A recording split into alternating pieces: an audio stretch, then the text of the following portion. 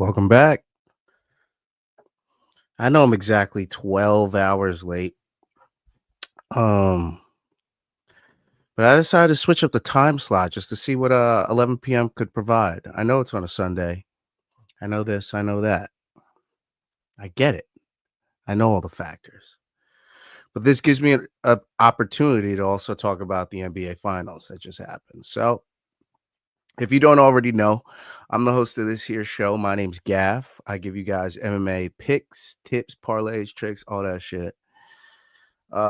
Friday through the end of the weekend, basically. And yeah, the NBA finals just happened. PFL 6 just happened. UFC Baku just happened. Brian Norman versus Jin Sasaki happened. Vito Mielnicki Jr. fought. BKFC 76 happened. There's a lot of shit that went on. And I didn't cover it at 11 a.m. this morning, so guess what? I'm going to cover it at 11 p.m. today into tomorrow. And it is what it is. If you don't already follow the socials, follow the show. Scan the QR codes below. Main card minute on your left. One more round fights on your right. Main card minutes where we do the Saturday watch-alongs. You might have seen us live for PFL 6 on Friday. You might have seen us live for UFC Baku on Saturday afternoon. Yeah.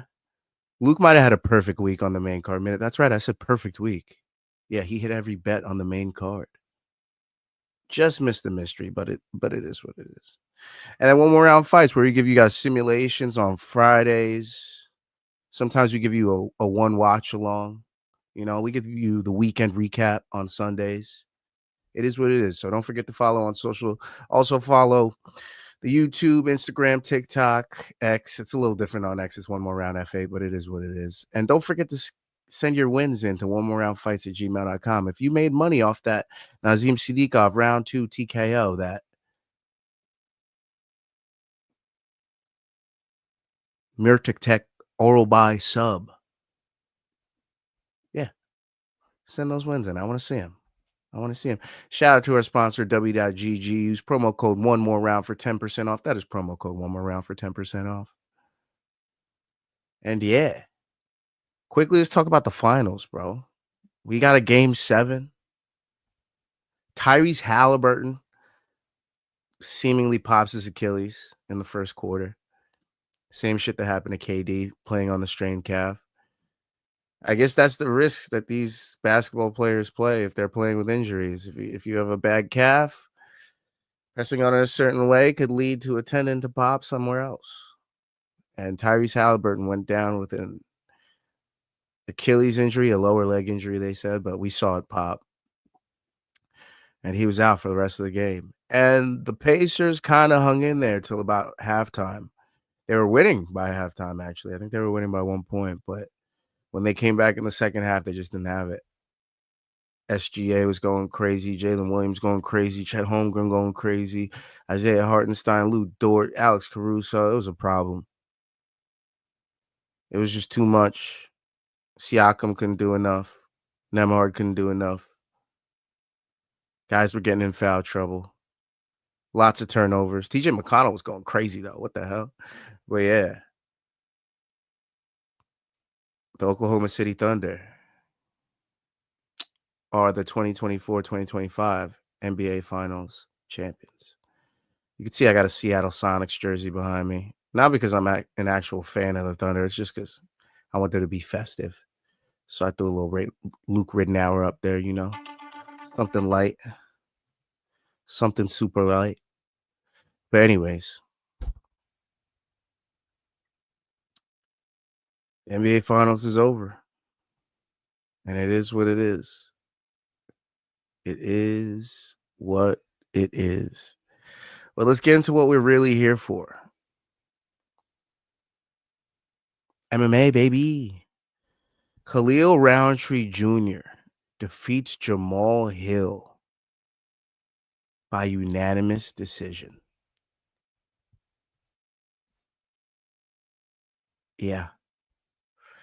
We were wrong. Simulation was wrong. A lot of people had faith in Jamal Hill to come back and do something this time. Last time he had the knee pads. He wasn't looking so great on the walkout. This time he looked a little more confident. He was saying all the right things coming into fight week. Khalil Rountree was sounding overconfident, saying, I'm not going to have an issue this fight. I'm going to look the same at the beginning of the fight as I do at the end of the fight. And he kind of did. Khalil Rountree puts on a clinic, a Muay Thai clinic in his custom shorts, just beating up the legs of Jamal Hill, landing nice punches, landing nice body shots, beating up the arms with high kicks as Jamal Hill is blocking them. I don't think a single takedown was attempted in this fight. This was a Muay Thai striker against a boxer, and the Muay Thai striker handily won using all of his limbs. Jamal Hill had an issue. He looked slow. I guess he was looking to get into a firefight, but Khalil Rountree was just not letting him have it. He was staying on the outside, landing his shots, getting out of the way.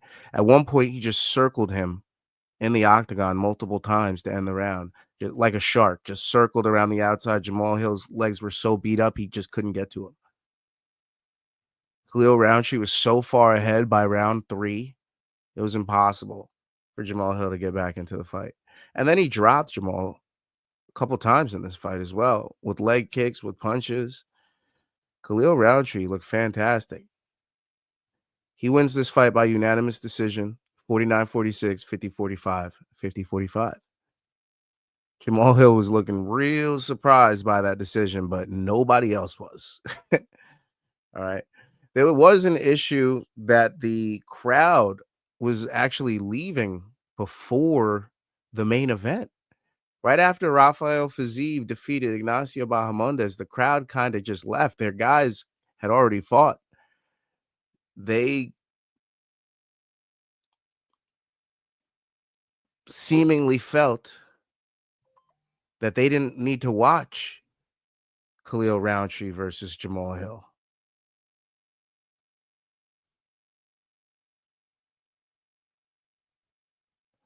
So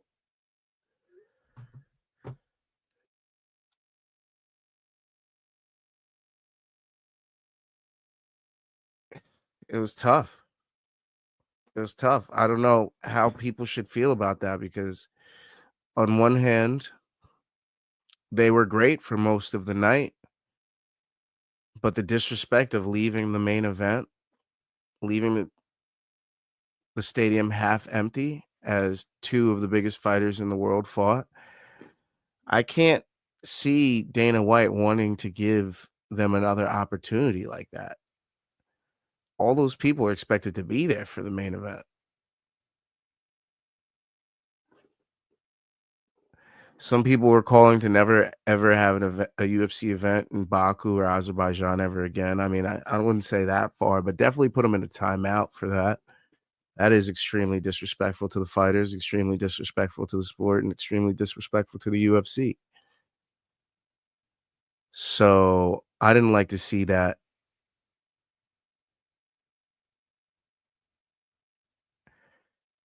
But there's plenty of matchups that can be made out of this fight nonetheless. Khalil Rountree looked so good that we should give him either Jiri Prochazka, however people like to say it, or Dominic Reyes. I like either of those fights. I mean, if you look at the UFC rankings, Jiri sitting at 2, Khalil sitting at 7. He's going to take Jamal's spot. Jamal's probably going to drop down considerably after that performance. And Khalil's probably going to end up at 4. So Khalil's looking to jump Olberg, or maybe an Olberg-Khalil matchup, but I feel like Khalil Jiri is the matchup to make. Number 1 contender fight. I don't know what Alex Bejeda is doing at the moment, what weight class he wants to fight at. But currently, That seems like the best fight to make for Khalil Rountree to move forward. And people were calling for it. The people are calling for it, really. But for Jamal Hill, I feel like a Jan Blachowicz, Alexander Rakic fight makes sense. Uh, if he drops down, he'll be either right below Yan or right above him at 5 or 6. And Rakic sitting below him. So maybe let those guys figure it out, depending on who wins, loses their next fights. But I like any of those matchups for those two. Again, Khalil Rountree surprising us, rising to the occasion. Jamal Hill slipping on the banana peel again.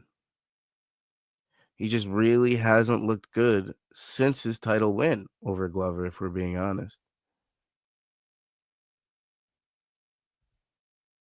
Jamal Hill's had a tough stretch. And he's been facing killers, if we're being real. I mean, the last people he faced were Khalil Rountree Jr., who went 4 rounds with Alex Pereira. Jiri Prochazka, he went 3 rounds with him. Alex Pereira, round 1. And then his performance of his career against Glover Teixeira. So, yeah. Not a good stretch for him, but as we know, champions can always come back. We just saw it at a Kamaru Usman not too long ago, just last week, actually. So I'd love to see Jamal Hill come back and get a win, but Khalil Rountree Jr. had to end what little ray of hope he had coming out of Azerbaijan. I mean, we should have seen this coming. We honestly should have seen this coming, but it is what it is. It is what it is.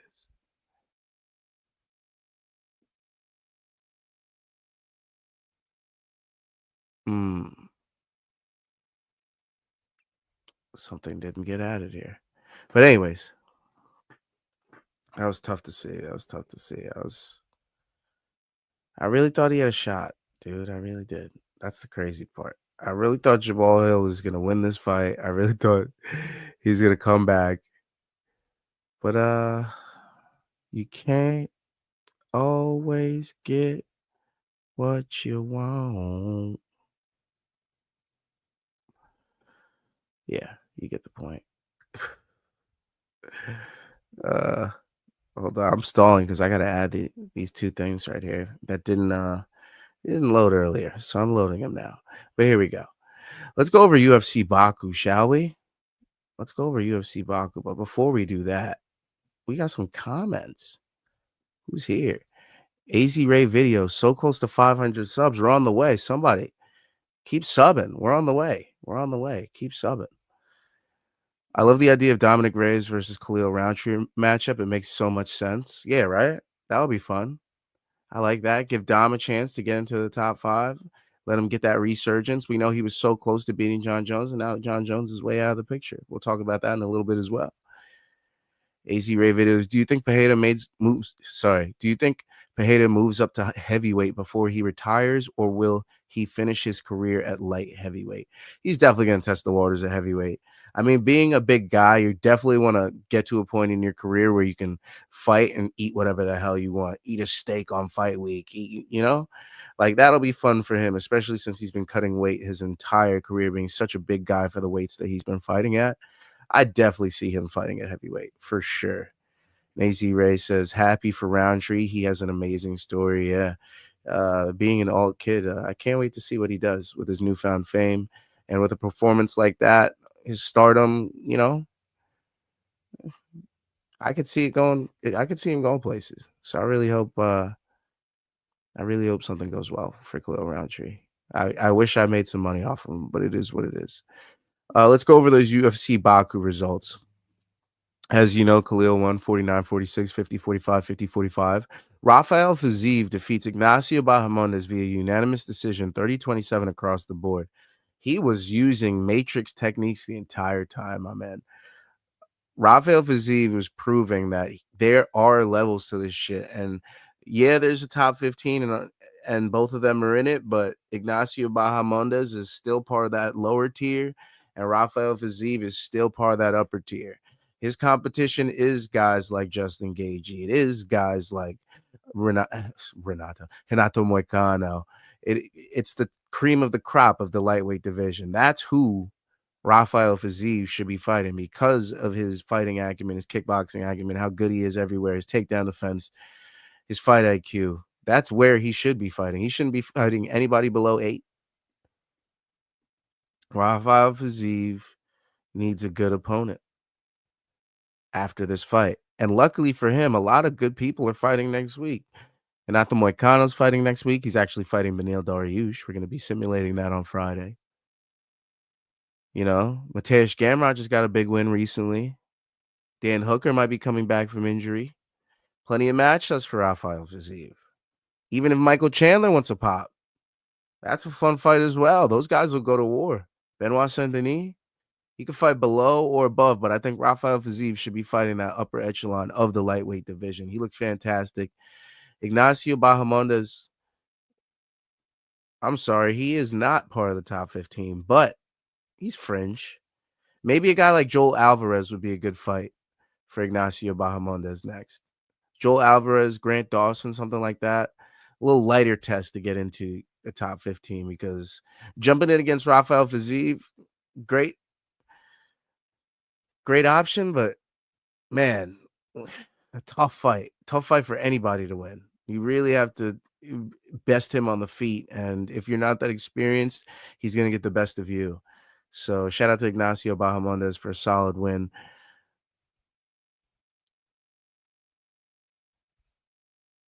Rob Lurie says, "Sup, Gaff? Do you think John Jones goes down the Conor road in retirement, getting in trouble eventually, just totally ruining his reputation and legacy?" Um, I I definitely see a guy like him being a guy like Conor, being how they were always so close and talking shit to each other, and I already see a lot of similarities in their careers. I could see shit going downhill. I definitely could see him going the Conor route. Unfortunately, I really hope he's not, but we're already uncovering shit from this year that he's been getting into. So who knows? Who knows? Curtis Blades defeats Rizvan Kuniev by split decision 29-28, 29-28, 28-29. Two of the judges gave it to Blades. One of them gave it to Kuniev. I watching the fight, I honestly thought Kuniev won the fight, but I think Blades deserved the win because of how hard he fought. And I mean, he did control him for a good amount of the fight. He did stop a lot of the offense of Kuniev, but on the other hand, Kuniev did stop the takedowns completely from Curtis Blades. Now, Curtis Blades revealing that he hurt his knee early into the first round, which is the reason that he stopped wrestling. But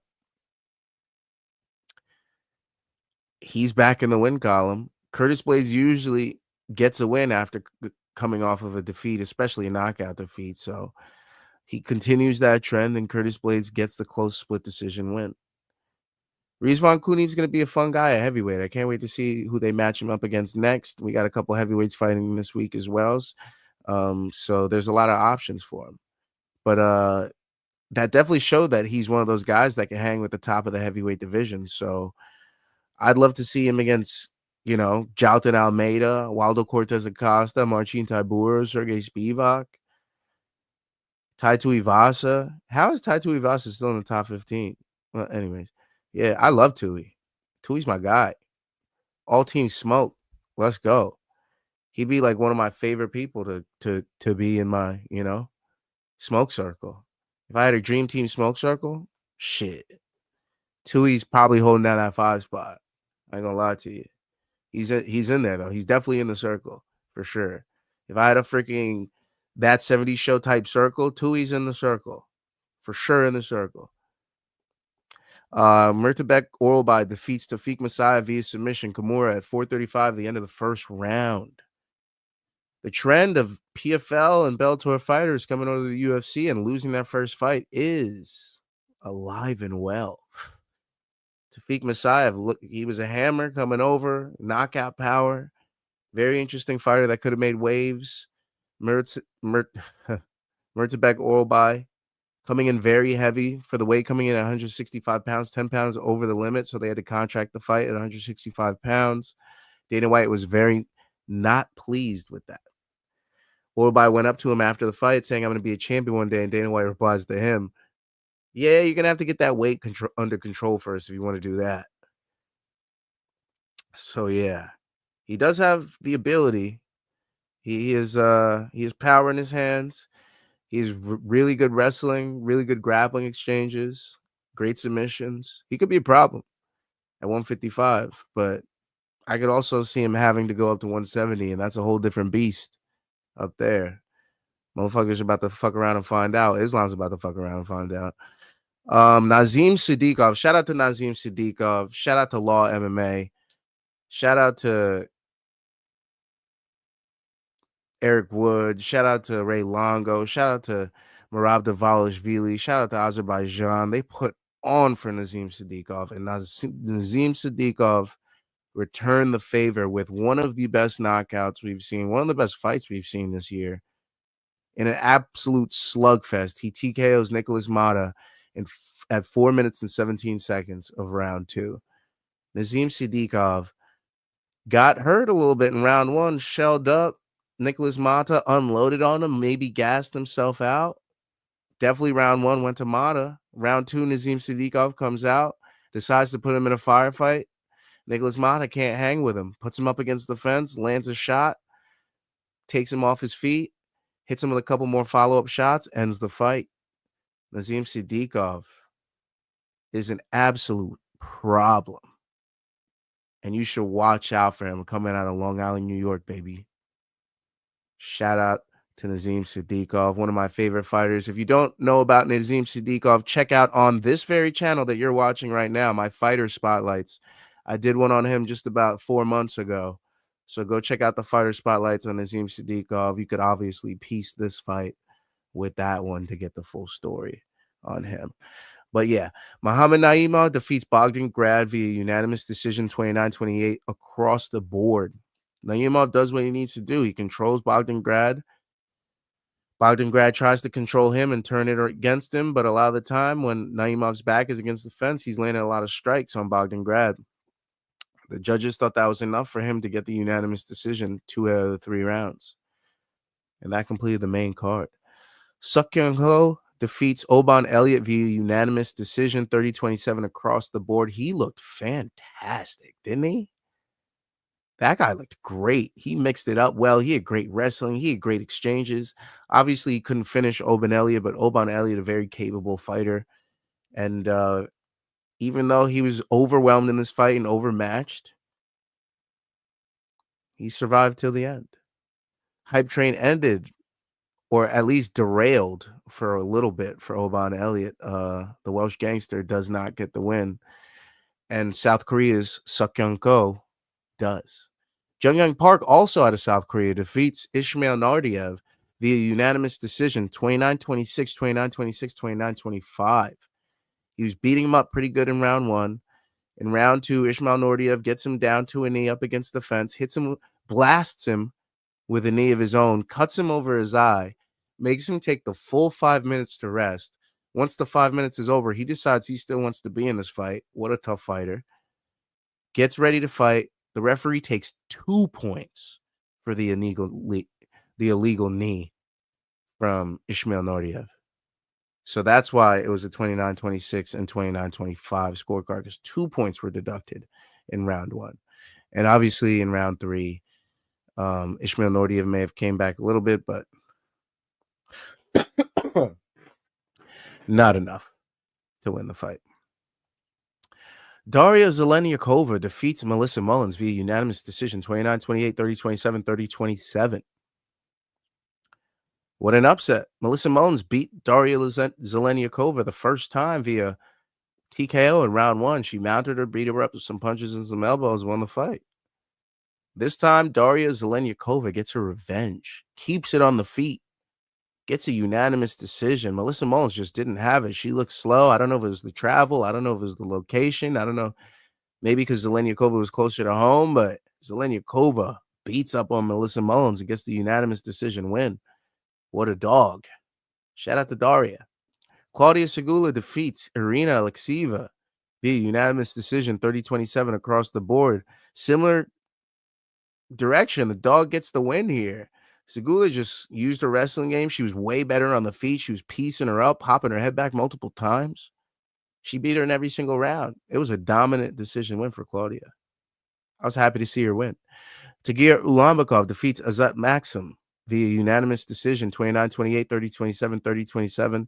I smelt a little fishiness along with this card. Azat Maxim fought a great fight. I thought he was winning it multiple times of the fight, but I could have been wrong.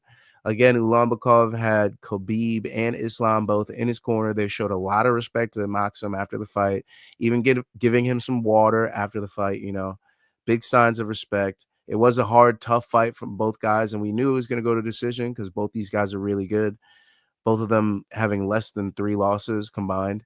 So, yeah, shout out to Tagir Ulanbekov, shout out to Team Eagle. And Muhammad Usman gets a surprise win over Hamdi Abdelwahab via unanimous decision, 29-28 across the board, stealing round 1 and 3. Hamdi just didn't have it, maybe gassed himself out a little bit, getting hurt to the body in round 3. Muhammad Usman, Kamaru Usman, 2-0 combined in 2025. The Usman's making a comeback. Nigeria is up right now. Crazy to see. And if you're wondering who got the fighter bonuses, the following fighters received 2 $50,000 bonuses totaling $100,000. Nazim Siddiqov and Nicholas Mata each walk away with $100,000, getting both the fight of the night and the performance of the night. Both of those guys fought their asses off. That's what Dana wanted to see on this card. And I could see why he gave them all the money from this card because, yeah, there were a lot of decisions. Like a lot of decisions on this card, and it was not funny. The entire prelims went to decision, as you can see from me reading them off to you. There were only 2 finishes on the entire card. Orobai getting the Kimura over to Tafik Masaev, obviously ineligible to get a bonus because he missed weight and had to get the fight at a catch weight, so he was unable. So Nazim Siddiqov was the only able fighter to get a performance of the night bonus. And for fight of the night, it had to go to them too, because any of these other fights, Khalil Rountree was running away from Jamal Hill. It wasn't a fire fight that you really wanted, light heavyweight. Couldn't give it to them. Rafael Fiziev was one-way traffic on Bahamondes. It wasn't like a great fight, in my opinion. Everything else was landslide wins for one side. Kosakun, Sukyan Ko, Jungyoung Park, Daria Zelenikova, Claudia Segula. Yeah. So everything had to go to Nazim and Nick, and shout out to those guys because it was a sick fight. It was an absolute sick fight, and I'm so glad that I stuck around to watch it for Rizzle. Let's check these comments. Wheels up. What up? I view them as the darkest and most socially depressing periods in UFC history. I'm glad they are both retired. Must we await Dana White's retirement for a culture change? If you're waiting for that, you're gonna be waiting. I feel like he's gonna be around like the Bob Arum of the UFC. You know what I mean? We're gonna see him till he's old and wrinkled. I don't think he's ever gonna let it go, man, because this was his baby. He grew this from a little tiny nothing into something. I mean, it would be hard for me to leave that too, especially if you're such a big fight fan like he is. He's a huge boxing fan, a huge MMA fan. I don't think he'll ever leave that spot to get a front row seat to all the fights. Why would you ever leave that? I wouldn't, but yeah, it's going to take a lot more than that. Rob Laurie says, as of now, I put Nizam fight as contender for fight of the year, right? That Ulanbekov fight and Azat Maxim fight was sick. I'm surprised they didn't get a little money for that too, but maybe Dana was like, the fix was on for that one. I'm not giving him shit. Fuck that. No, who knows? I don't know. I've heard a lot of shit about Azerbaijan. I don't know. Wheels Up says, my favorite dog on this card has a Mike Tyson nickname. What a statement. That was a statement win, man. I couldn't believe it when I was watching. I was like, is Oban really bad or is this guy really good? And by watching the entire fight, I was like, yo, he's really good. His transitions were on point. He was doing everything at the right time before his opponent could even think about it. The way he controlled was efficient. Every time he thought he was going to lose position, he maneuvered into the next position to get a more dominant control. And he was great on the feet. He was overwhelming Oban Elliott to the point where Oban Elliott had to have his back against the fence. So he looked great everywhere. Shout out to Co. Wheels Up says, why aren't more fighters moving up to heavyweight, especially since moving up seems to be popular and the heavyweight division needs excitement? I think people are scared to get knocked out, but they got to remember that they're going to also have a speed advantage on most of these guys that aren't used to fighting guys like them. So, like Adesanya said, when he wanted to go up to heavyweight, he said, I'm not going to put on a lot of weight to do it. He had the right philosophy. I mean, he was too little to just go up to heavyweight at like 180, but like he had the right philosophy for a light heavyweight going up. You know, you don't have to change too much. You literally just have to be heavier than 205 pounds. And you're going to do that because you're obviously cutting to 205. So you barely got to do anything. All you got to do is go out there, do your thing, be faster, be stronger. Don't change too much about anything and you'll be fine. That's why some people hate on the fact that John Jones took like a long time to get his body heavyweight ready just for the amount of fights that we got out of him. But it is what it is. We'll talk about that in a little bit. Rob Lawyer says, what are your thoughts on when they announced the next Tom Aspinall fight? Try to make that whole card like a heavyweight card pump on some life back to the division. I wouldn't want to do that because then all of them are fighting on the same schedule and you kind of got to keep them locked. Unless you're doing some type of tournament, which you don't really need to do with a guy like Aspinall. You just got to give him the next guy up. And there's a lot of people at heavyweight that we wouldn't mind giving title shots. Think of Volkov, think of Cyril Gane. Curtis Blazer's got a nice win. He's always been salivating for a title shot. Guys like Derek Lewis are 1 or 2 wins away from a title shot. Guys like Tai Tuivasa are 1 or 2 wins away from a title shot just because of their popularity. So there's no need to do any like tournament shit or put them all on the same night type of stuff to pump life. And maybe just 2 heavyweight fights. Somebody that causes intrigue, somebody that could get a knockout, make you think that this fight would be interesting. Maybe put Derek Lewis, maybe put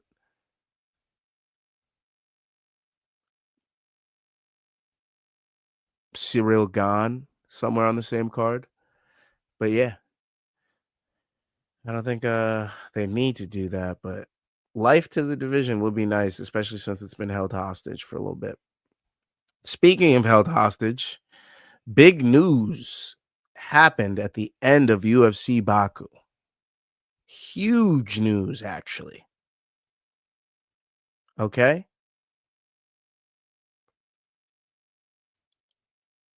Unlike the video packages that we've been seeing for guys like Stipe, guys like fighters like the Karate Hottie, many others have received video packages, among other things, for their retirement. There's no video package for this. Because at the end of UFC Baku in Azerbaijan, Dana White sits down at the press conference and he breaks the news saying that Jon Jones has ended his 17-year pro career.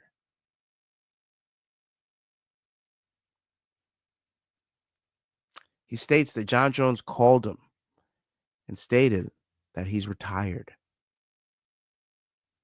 And in doing so, Tom Aspinall becomes the UFC undisputed heavyweight champion. Jon Jones is retired from fighting in MMA competition. There was no package, no videos, no nothing. Just Dana White at a press conference in a whole nother country and a tweet from Johnny Bones Jones himself.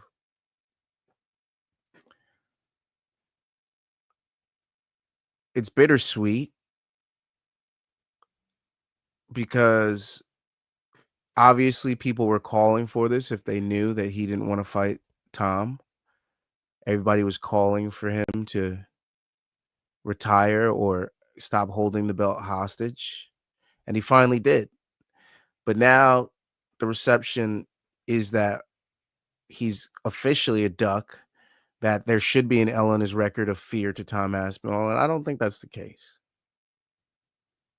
I truly never thought that Jon Jones was going to fight Tom Aspinall. You could go back and stream on the main card minute of when we first had this conversation. And everybody was like, he needs to fight Tom Aspinall. I was like, why does he need to fight Tom Aspinall? He doesn't need to fight Tom Aspinall. For what? Why do we always have to have the young eat the old in MMA? Why can't we have these great stories that just end when the fighter thinks it should end?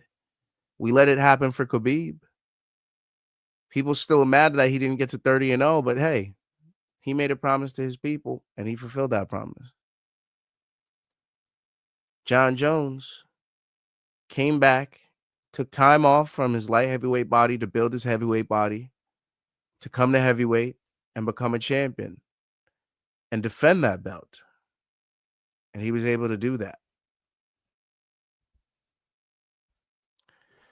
So John Jones, if anything, should be getting praised and not shit on for his fantastic career. There's so many accomplishments that John Jones has. Between being the youngest UFC champion, between all the names he's racked up on his list, longest win streaks, coming back, winning the belt a second time, coming back, winning a heavyweight belt and defending it against an all-time heavyweight great. John Jones first fought in the UFC at UFC 87. And his last fight was at UFC 309. That is a hell of a long career in the UFC. From August 9th of 2008, he's been a fighter in the UFC. Now, he wasn't the most active fighter, yeah.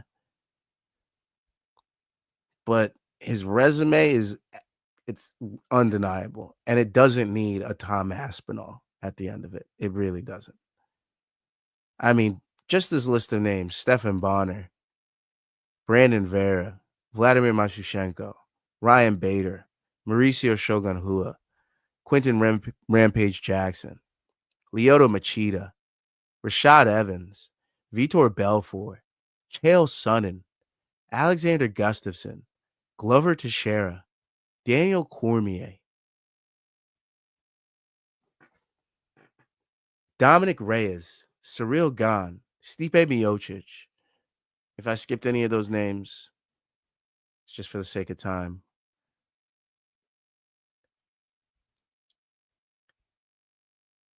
18 wins by finish in his career, only 10 by decision. His lone disqualification loss and his lone no contest coming to Daniel Cormier. And the lone DQ, obviously, coming to Matt Hamill in a fight that he was winning. And since that fight, obviously, 12-6 elbows have become legal in unified MMA rules for the UFC.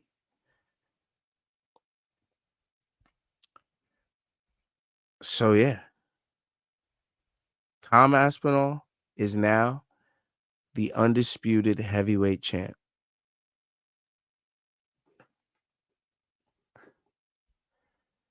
And now there's questions of who he should fight next. Some people are saying Cyril Gane. Some people are saying a Volkov or a Pavlovich matchup. Some people are saying throw Blades in there. He just earned it. Blades is going to be out for a while with a knee injury. So that's pretty much out of the question. But Tom Aspinall, he's got a lot of work to do now. Because like John was hinting at him for weeks upon weeks at a time, you got to build your own legacy, man. Stop trying to beat me. Build your own guys. Beat some of these guys. Worry about these guys in your division. Tom was too busy looking up at John Jones when he should have been just worrying about beating all these guys in this division. But at least he's still got those guys to face now because he's the champ. So shout out to John Jones on a fantastic career. Shout out to Tom Aspinall. He's our heavyweight champion. He deserves it because he's been waiting patiently. And now he finally gets to fight. He's going to be at International Fight Week. He's going to talk to Dana White. Hopefully we get him a fight booked in less than 2 months, if we're being honest. Hopefully we could get him something in August, maybe even late July. Sorry, definitely not late July, but something in August, maybe early September. But let's get Tom Aspinall back and fighting, because when he fights, cards are fun. Just saying. And maybe throw Patty on the card too. Got to do that. Got to do that. Rob Laurie says, I wish he would have retired after Stipe just retired after his light heavyweight career, and he could have just went out as one of the GOATs. Career. Oh, I see. Yeah, if he didn't go to heavyweight or just after the Stipe fight, yeah, it would have been perfect if he like beat Stipe and that night was like, all right, yeah, guys, I don't want to hold this up too long, but yeah, I'm retiring. I guess he just wanted maybe some milestones for how many days or some shit. I don't know what his plans were. But yeah, it was the way he went out was definitely slow, drawn out, and kind of sucked, if we're being honest. But at least it's finally over with, right? The GOAT remains the GOAT. Rob Laurie says, I mean, he is still, but at the same time, this whole situation has to look bad on him, in my opinion. It looks bad now, but obviously the world perception will change over time. People tend to forget little stuff like this, and in a year, 2 years, 3 years, 5 years, 10 years, casuals are not going to remember any of this. It's only as hardcores they're going to remember the end of his career at heavyweight. Other people are just going to remember the light heavyweight career and his couple wins at heavyweight. And they're going to look back at his record and be like, whoa. But I feel like this isn't going to look too bad over time, if we're being honest. Moving on. No fighter spotlight this week. No fighter spotlight. Obviously, I already have a Nazim Siddiqov fighter spotlight. Murtabek Orlbai is not getting one. And it was a bunch of decisions. So, yeah, no fighter spotlight this week. But you could bet your ass we'll have one after 317 because we got a lot of people on that card that I'd like to talk about. A lot of people on that card I'd like to talk about. So, yeah, hopefully that's a possibility. But we'll see. PFL 6 happened. PFL 6 happened. PFL 6. PFL 6 happened this past week, and a lot of matchups are going to come out of this. I'm just going to go over it quickly. Gadzi Rabadanov defeats Kevin Lee via TKO punches. Round 1, 2 minutes and 37 seconds. He was slinging them things at Kevin Lee, man. Kevin Lee back to doing his chicken dance. I didn't mean to laugh at that. But yeah, Kevin Lee. I just keep remembering the Edson Barbosa. Okay. That's why I'm laughing. But Gadzi Rabadanov puts him up against the fence, puts hands on Kevin Lee. Kevin Lee trying to shell up, cover up. Unfortunately, a lot of those shots were getting through, drops him to his face. Gadzi Rabadanov then puts his left hand on the back of Kevin Lee's neck, holds his head down, lands a couple more punches. The referee has to call it. Kevin Lee was unable to defend himself at the time. So Gadzi Rabadanov gets the win. He sets himself up with a matchup against Alfie Davis, who bested Brent Primus on the prelims by unanimous decision. So that is the next matchup in the lightweight PFL championship tournament for 2025. Can't wait to see that matchup. Alfie Davis doing a lot of pop locking and dancing when he was beating up Brent Primus. So interesting to see that, but we'll see who wins that matchup when the time comes.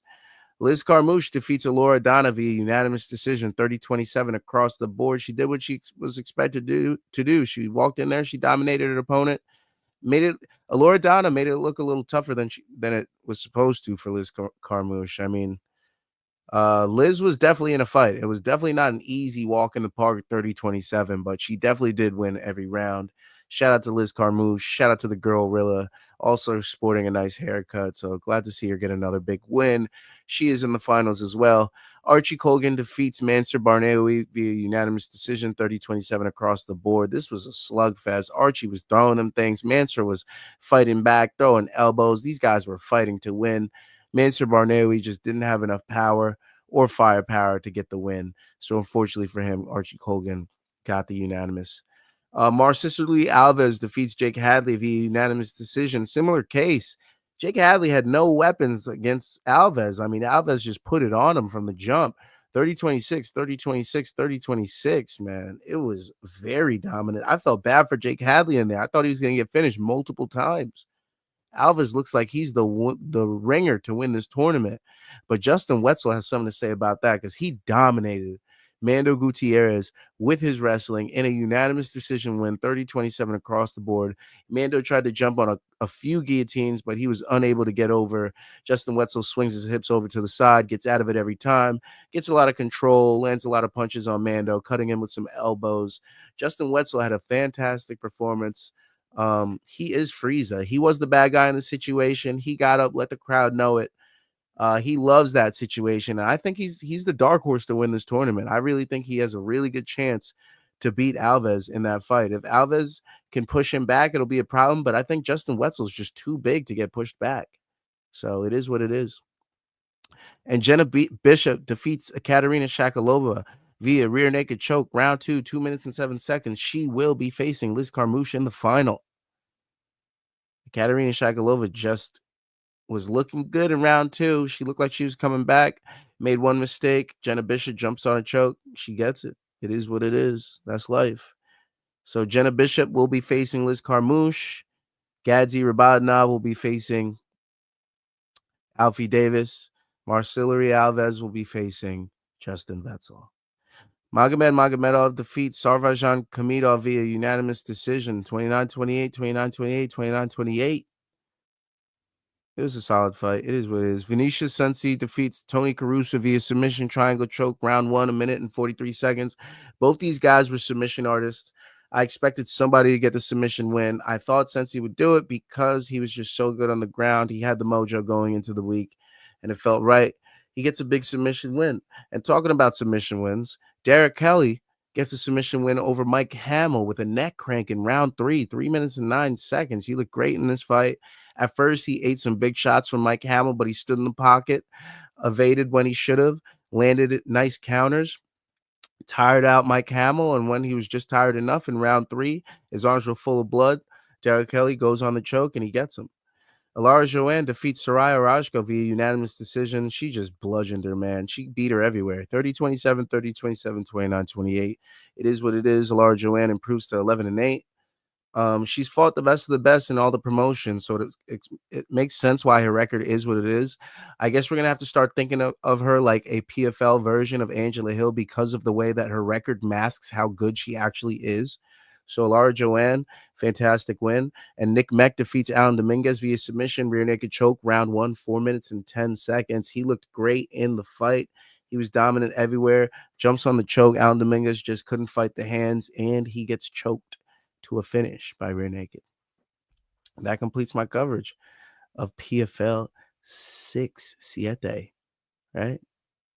Yeah, it is what it is. Rob Laurie says, you think if Dana wasn't asked that at the press conference, he wouldn't have announced his retirement that night?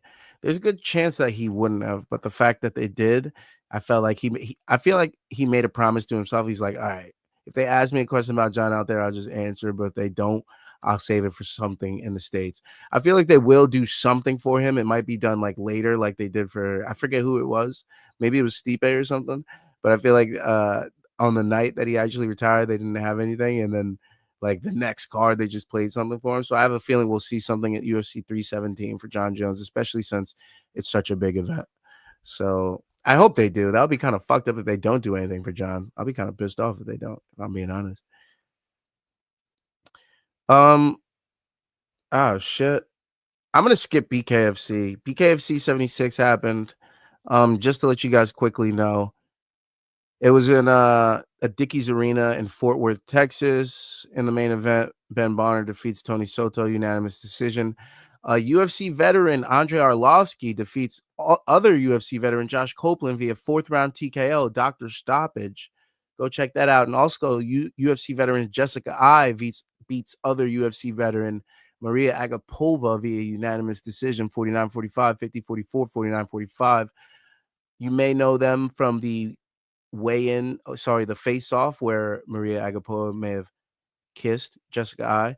That was making its rounds on social media this week. But a lot of other fights on the card, a lot of knockouts on this card. BKFC 76 was fun to watch. So if you guys want to check it out, plenty of highlights. I think MMA Fighting has a lot of their highlights up. So go check it out. But BKFC 76 happened. I'm just not going to spend a lot of time on it or even use a lower for it. Because I want to move on to boxing. Boxing happened. And a huge fight happened. And a very important fight happened. Brian Norman Jr. TKO's Jin Sasaki in the 5th round. He was handily beating Sasaki from the jump. From the very start of the fight, he was knocking him around that squared circle. He had the power advantage. He had the speed advantage. He had the generalship. Brian Norman Jr. was always going to win this fight at welterweight for this WBO title. But he finds the button on Sasaki in round 5 and puts him out flat on his back, absolutely out cold. He's out for a while. They get him back up. They take medical precautions. They get him to the hospital. We find out after the fight that Sasaki lost the last 6 weeks of his memory from this fight, from that knockout punch from Brian Norman Jr. Now, I don't need to tell you guys this, but that should definitely remind you of how brutal these fight combat sports can be. And how that even though fight sports can provide for a lot of these fighters, there's a lot of other ways that it can also take from these fighters, whether it be financially, whether it be physically, emotionally, strains relationships. You got to factor all these things in. And fighters deserve respect because they put their lives on the line every single day that they get in the gym, let alone fighting on actual fight night. They're fighting killers in the gym just to get prepared for fight night. That's a risk in itself. And then they have to cut weight on top of that. So this is just a reminder that we just watched the near epitome of brutality in this sport. And there's only a couple ways that could have been worse. So I'm very glad to know that Jin Sasaki is recovering and that things will be better for him. But yeah, it's just another reminder of how absolutely dangerous putting on gloves and fighting another human being can be. But Brian Norman Jr. wins the WBO welterweight title with a fight with a knockout of the year candidate over Jin Sasaki. Go ahead and watch that knockout. It was nice to see because Brian Norman Jr. is one of those guys that should be getting respect. He's not well known just yet, but after a knockout like that, yeah, you can bet your ass that people know who Brian Norman Jr. is now. Also at welterweight on that card, Sora Tanaka defeats Takeru Kobata via 3rd round TKO. At featherweight, Rei Abe defeats Yuya Oku via unanimous decision, 96-94, 97-93, 96-94. And for the IBF light flyweight title, Thong Sak Simri defeats Christian Araneta via split decision, 115-112, 113-114, 116-111. Okay, that completes my coverage of Brian Norman Jr. and Jin Sasaki. MMA Boxing Addict says, thoughts on Canelo versus Crawford press conference. Press conference was interesting. The first day, very centered around Turki Al-Sheikh, very respectful for the fighters. And then it started to heat up at the end, right? Canelo taking little subtle shots here and there, hearing that Turkey's in his corner. Turkey wanting to sit on the Crawford side, not on the Canelo side, being upset. Turkey getting soft lob questions. It was interesting. It was a show of bravado from the promotions, I feel, day 1 of the press conference. Day 2 in New York, was the fighter. It was for the fighters. It was for the fighters. Terrence Crawford not backing down in any way, shape, or form. Canelo letting him know that he's not going to be backing down either, trying to scare him into saying, make the ring smaller. I want him to walk me down. Crawford not backing down at all, saying, I'm going to come upside his head. I ain't nobody running. I'm going to run upside his head with these hands. Terrence Crawford is not scared of this fight. And yeah, you already know my money on Terrence Crawford, dog. I've been saying for years, Canelo is a decision artist. If I'm putting any money on Canelo, it's for him to win decisions. And Terrence Crawford is not the type of fighter that he'll just let you win a decision. He's going to fight tooth and nail for that. And more than likely, he's going to win the fight or he's going to put you away. And I don't see him putting away Canelo. If Dimitri Bivol couldn't put away Canelo, I don't see Terrence Crawford putting away Canelo. But I definitely see Terrence Crawford walking away with a win.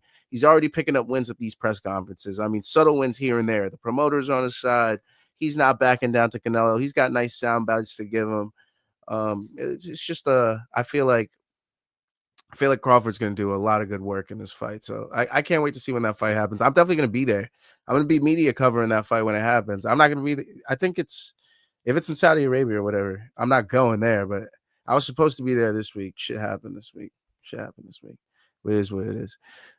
He says, let's go. I got hella hate for dropping content on Bud beating Canelo. No way. Bud's gonna smack him up. I really think it. And also very similar size. Canelo really hasn't been in that killer instinct to win a fight against a guy like Crawford, who's still so fucking hungry. So the silk sheets. You know, I mean, we've seen what it did to Conor. We kind of see it slowly happen in Canelo. He's just happy to get that check and get that decision win. He hasn't provided us with a finish in quite some time. So yeah, you know who has provided us with a finish? Our boy Terrence Crawford taking out Errol Spence. He's a problem. Rob Laurie says, who do you think Boots should fight next now that he moved up? I really don't know. There's so many options for him. I was happy. Well, I thought he was going to fight Mario Barrios. I forget. Maybe I'm wrong about that, but there was a couple fights I wanted to see him get. And now I'm just like, I don't even know. I don't know who Boots should fight. Yeah, I really don't know who Boots should fight. My bad. I feel like I should have something locked and loaded for that, but I don't. Vito Mielnicki looks lackluster against Kamil Gardzielik in Newark, New Jersey. Yeah, he didn't look great. They put him as a headliner.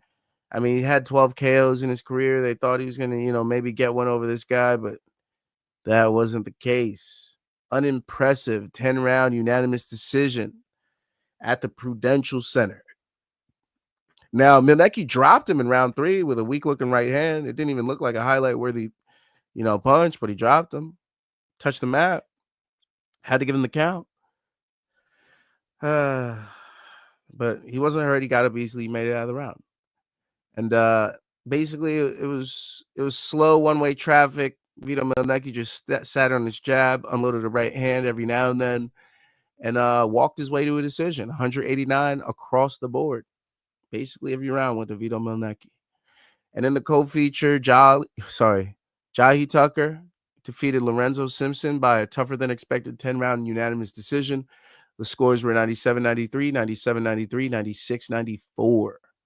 At heavyweight, Damian Naiba KO'd Marcin Saiwi in round 8. At junior welterweight, Brandon Lee is now 30-0. He unanimous decisions Elias Araujo. Scores were 80-72 across the board. Shout out to Brandon Lee. He used to fight on Showtime. Great fighter at junior welterweight. He's looking pretty good. At junior middleweight, Dwight Flemings Jr. TKO's Damian Fernandez in round 1, 2 minutes and 9 seconds. Go back and watch that. That was a nice one. At junior featherweight, Lissandro Contreras defeats Montana Weems in a unanimous 4-round decision. The scores were 40-35 across the board. At heavyweight, Norman Neely TKO's James Willis in round 1, 2 minutes and 8 seconds. Another good knockout to go watch. You just got him out of there. At welterweight, Salam, majority decisions, Roberto Cantos. Scores were 38-38, 39-37, 40-36. A lot of 4-round fights, 2-round fights, 3-round fights on this card. At junior middleweight, Kassad Elliott, unanimous decisions, Titus Ash, 38-35, 38-36, 38-36. At heavyweight, Jamar Talley, TKO's Kurt Fleming. Round 2, 1 minute and 8 seconds. Another knockout if you want to go watch, some low-level boxing knockouts. Go ahead and check it out. And to finish it off, Arjan Isini goes to 4-0 with his 4th KO, knocking out Kane Tomlinson Jr. 1 minute and 3 seconds. And that completes my coverage of boxing over the weekend. Yeah. Oh, Boots versus Virgil Ortiz Jr. Yeah, I want that. Give that to me. Oh, give it. Oh, put it in my veins. I want that so bad. Yeah, I would love that fight. That's a good one. I like that fight a lot. Virgil Ortiz. Virgil. Yeah, that's a good fight. That's the perfect fight. That's the only fight. That's the only fight I want. Thank you for that. Yes, I'm invigorated by that. Other boxing notables this week. Upcoming, we got 3 fights this weekend, guys. We got 3 cards this weekend. One in Quebec City, Canada. One in Wichita, Kansas. Wichita, Kansas getting hella love. PFL there last weekend. Boxing with Deontay Wilder there this weekend. And Anaheim, California. Let's go through the dates, shall we? June 27th in Quebec City, Canada on ESPN Plus.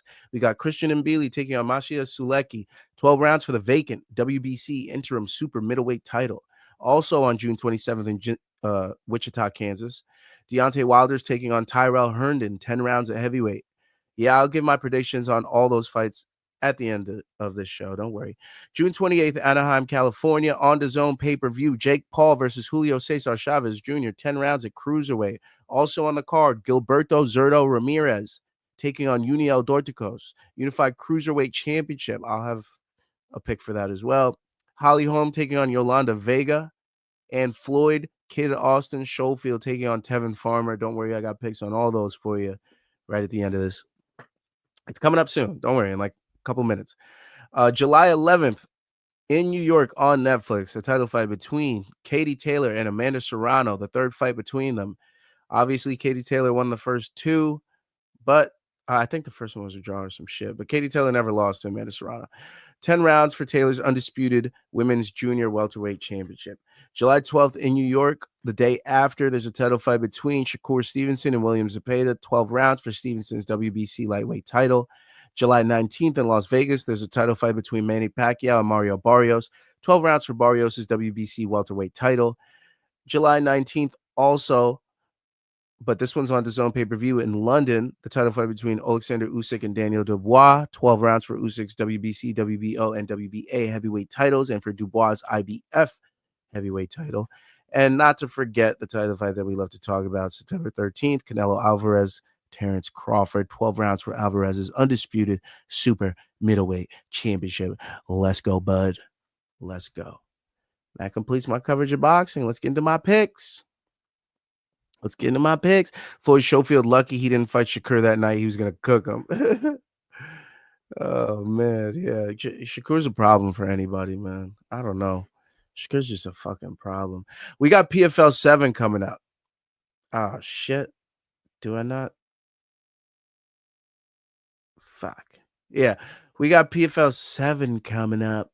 PFL 7. Okay?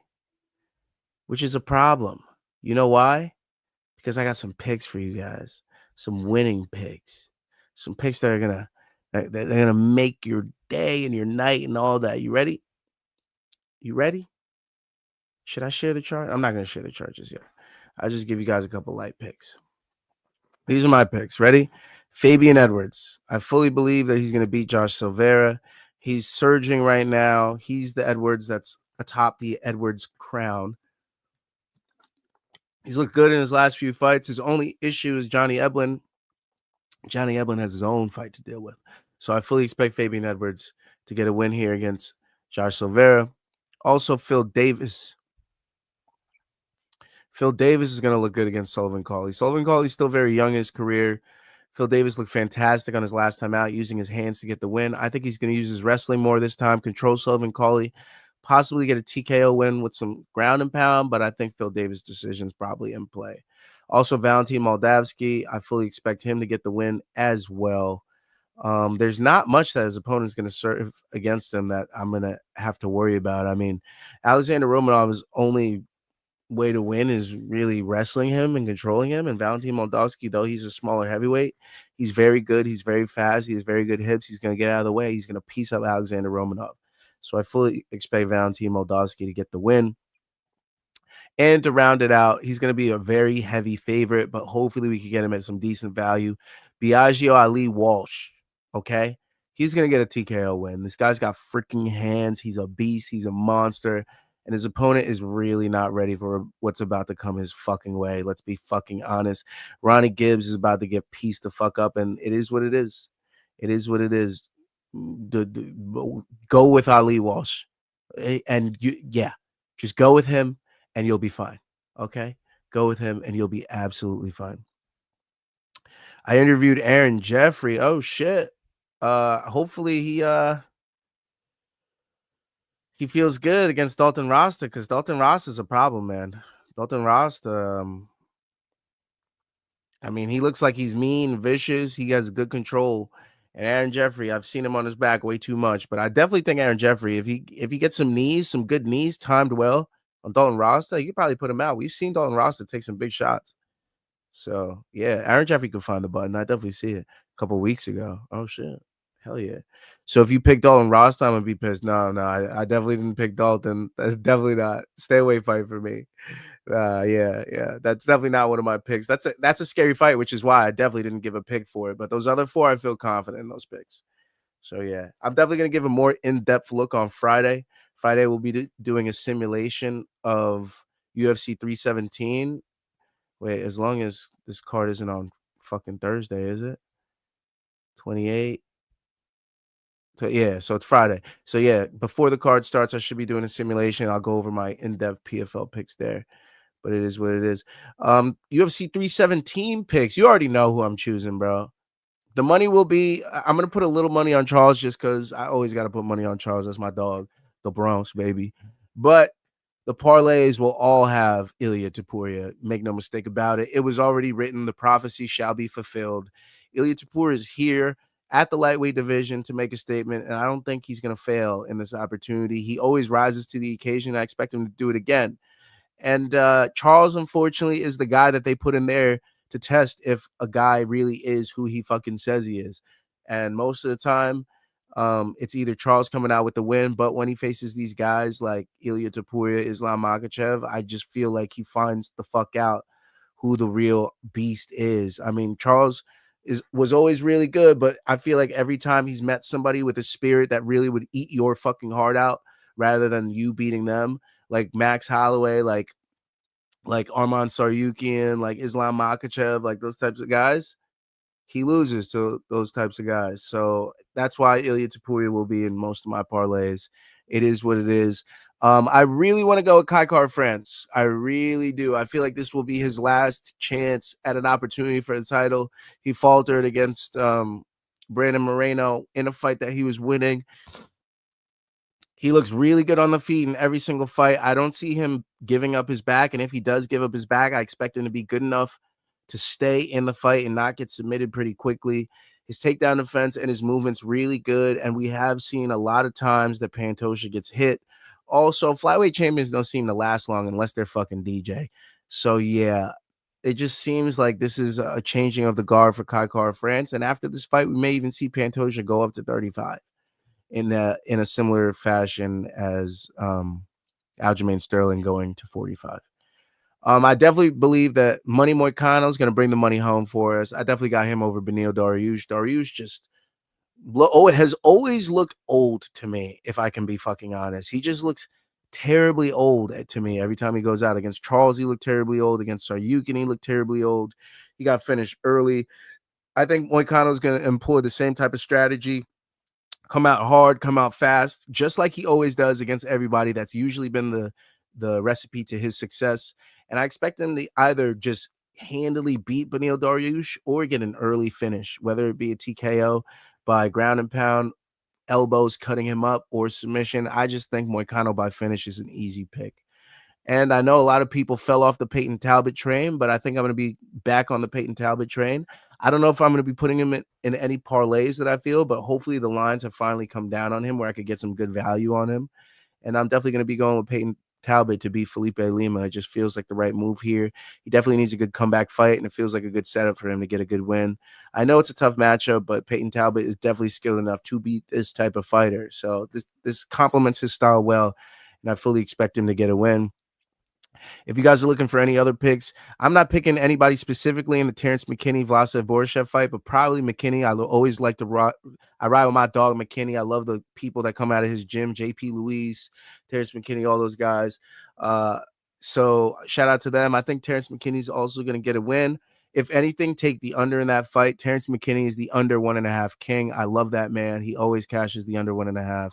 Appreciate him. He's always in a war, and he's always out there to put people to fucking sleep. I love Terrence McKinney. That's my dog. I expect him to do the same thing on fight night. Shout out to him. And yeah, round 1 king right there. Round 1 king. So shout out to Terrence McKinney. Shout out to him. And those are my picks on PFL. On UFC 317. Just subbed. Appreciate you, brother. Appreciate you. We on the road. We on the road up. We trying to get there. So we'll see what happens, but slowly. All right, so boxing picks. I got picks on Christian Mbilli and Maciej Sulecki. So my analysis is that if Mbilli gets it done, he's going to knock this guy out in round 1 to 6. So my theory is to take him at 1 to 6. If he doesn't get that knockout in the first 6 rounds, this is definitely going to decision. So those are my 2 picks for that. I don't think it'll be a late knockout. This guy, even when he does fight, he gets out of that fight early, and Mbilli obviously gets big knockouts and early. So I expect him to get the knockout. I feel way safer with the TKO 1 to 6 than I do with the decision, but there should be pretty decent value on both. Okay. And I don't have any undercard picks, but I mean, who cares if we're being honest?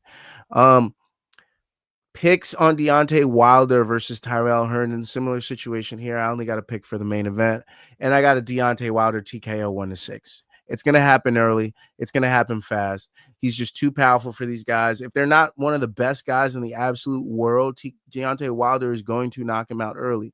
Now, that being said, I know Deontay Wilder has lost 4 of his last 5 fights or whatever it is. Yes, but you got to also look at who he's been fighting. I mean, seriously, he's like saying, like, tough fucking fights this guy's been taking. Okay, so this seems like a softball layup for him to get some name value so they can put him up in a better matchup. I definitely see Deontay Wilder getting a very early KO. Don't be surprised if it happens in the very first round. I'm not joking. Don't be surprised if it happens in the very first fucking round. I'm just saying. And yeah, Deontay Wilder's a problem. I fully expect him to make a comeback this fight. And it is what it is. And picks on Jake Paul versus Julio Cesar Chavez Jr. I got 4 picks for you on this. And unfortunately for you, and unfortunately for me, and unfortunately for the fans, they're all decisions. I do not see any finishes happening. Unfortunately. Yeah. Zurdo's opponent, notoriously hard to finish. I don't see Zurdo getting a TKO. I see Zurdo going to decision. I see Jake Paul taking a decision off Julio Cesar Chavez Jr. Jake Paul's taking decisions off of everybody except for Tommy Fury. So I expect, or he's finished them. I just don't see him finishing an actual boxer like Julio Cesar Chavez Jr. If he did lose, his family would basically disgrace him. I mean, especially if he got finished. If he got finished by Jake Paul, it'd be really tough to show yourself as a boxer. So Julio Cesar Chavez Jr. has his back against the wall, but I expect Jake Paul to get this fight by decision. Again, I expect the Zurdo decision. Holly Holm is going to win a decision against her opponent. I don't care what you say. Holly Holm's going to come back to boxing and get she's going to get a fucking W. Okay. And then Showfield's going to get a decision win over Tevin Farmer. Tevin Farmer, really hard to finish. Really freaking hard to finish unless it's like an injury or something. So I think Showfield's going to get a decision win, and we're going to be watching a lot of boxing decisions on that night. I think they got a time slot to fill, and decisions are the smartest way to do that. Maybe a finish late in the Zurdo fight, something like that. But I expect all these fights to go the distance. And those are my picks. That's it. And that's the end of my show, y'all. I'm done. 12:15 here on Monday. It is what it is. Thanks to everybody that showed up. Shout out to AZ Ray Video. Shout out to Wheels Up. Shout out to Rob Loria. Shout out to to MMA Boxing Addicts. Shout out to Lazy Bed. Shout out to Just Bleed Radio. Shout out to Luke. Shout out to the Main Card Minute. Shout out to Brian Campbell for pulling up to the Main Card Minute yesterday and chopping it up with me and Luke for a little bit. So appreciate everybody showing love to the channels. Appreciate everybody liking and subscribing. Don't forget to like and subscribe below. What do I gotta? Oh, yeah. Oh, damn, this thing's frozen. Oh, sponsors, hit me up. Sponsors, hit me up. I like beer. I like koozies. I like merch. I like all that shit. Hit me up, sponsors. Hit me up, dog. All right. Don't forget to follow on social. Scan the QR codes below. Main Card Minute on your left. One More Round Fights on your right. Main Card Minute where we do the watch-alongs for PFL and UFC. One More Round Fights where we do the simulations on Fridays, where we do the wrap-ups on Sundays, where we do all that shit. You feel me? So thanks to everybody that showed up. Appreciate you guys. Don't forget to tell your friends to like and subscribe. Don't forget to follow on social. That's where we put out the parlays and stuff. One More Round Fights everywhere except for X. That's One More Round F8. We're going to start live tweeting the cards. I seem to get good reception from that. So, yeah, we're going to start live rounding the cards and stuff off the Twitter account. So, yeah, thanks to everyone that followed on all the socials, and appreciate you guys. Again, if you get some wins off this account, send them in at onemoreroundfights@gmail.com. It is what it is. Let's get this money, honey. And yeah, I'm going to get the fuck up out of here. I know the time slot on this card says 11 a.m. It might be 11 p.m. I kind of like the late night slot. I feel that. I feel like my people are here late night. You know what I mean? The dogs are out late night. But anyways, yeah, I'll see you guys. Enjoy the fights this week. We'll be talking some more on Friday. And more fantasy fight series coming. We'll talk some more about that. But I'm getting the fuck up out of here. Good night. Get some sleep, you filthy animals.